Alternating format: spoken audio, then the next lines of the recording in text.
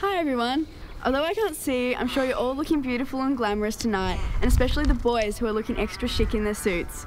So by the time you see this, I'll be living it up with snow, bratwurst and lederhosen in Germany, while you all get ready to embark on your own journeys. Tonight we are here to celebrate the class of 2012. I know everyone says, oh wow, that went so quick, but let's be honest, it's been the longest 13 years of our lives. But hey, we're here now, and at least we can say it's been memorable. Sure, there have been tough times, and this year has especially seen the best and worst in all of us. But needless to say, our time here at Oberon has been memorable. Of course, it all started in 2007, fresh out of primary school, when we were all the little fish in the sea of students of Oberon. Year 7 began with a bang, with Anglesey Camp being a highlight for all. High ropes courses were tackled, there were stacks on mountain bikes, new friendships being made, and who could forget Miss Carson tripping on the rocks at the beach and breaking her nose. Her broken nose never stopped her from yelling at poor Jarrah though a few weeks later, when he thought it was a great idea to punch a hole in the wall. Year 7 finished, and we finally moved up in the world. We weren't the little babies of the school anymore, rather the more superior Year 8s, or so we thought. The journey to Central Australia was certainly a camp to remember. Many girls fought over the affection of Pat Marnie, and Sam Martin battled with what was close to 3rd-degree burns and was hence named the Lobster. Although I wasn't personally on this bus, I'm sure the poor people that were remember quite vividly when someone's horribly upset stomach forced all windows open and an evacuation of the bus. I won't name names, but as embarrassing as it probably was for that person, I'm sure they'll look back on it and be proud of such an effort as that. I know I sure would be. After coming back from summer, many of the boys who were once vertically challenged towered over the girls coming into Year 9. We were allowed the pleasure of mixed classes and choosing our own elective subjects.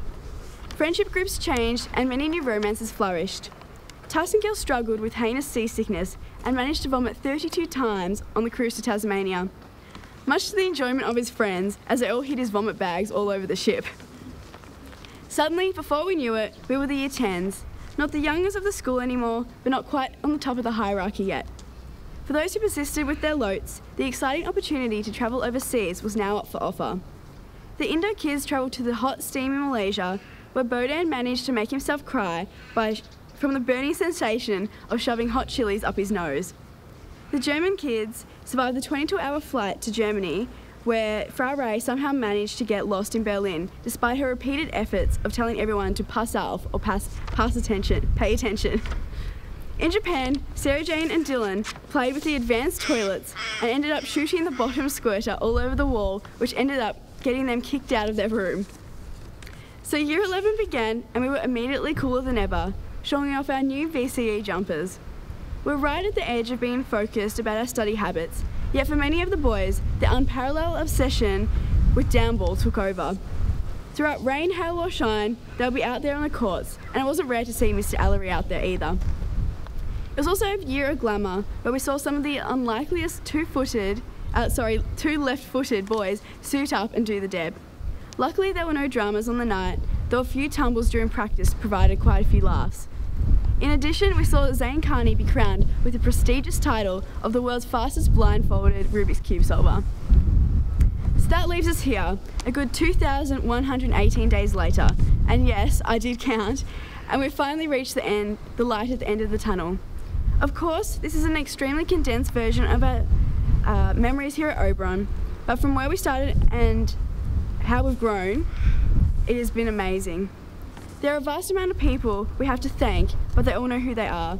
Whether it was the canteen ladies providing us lunch, the teachers sharing their youthful stories with us, or our parents having to put up with our permanent PMS, we cannot thank you enough for what you have done.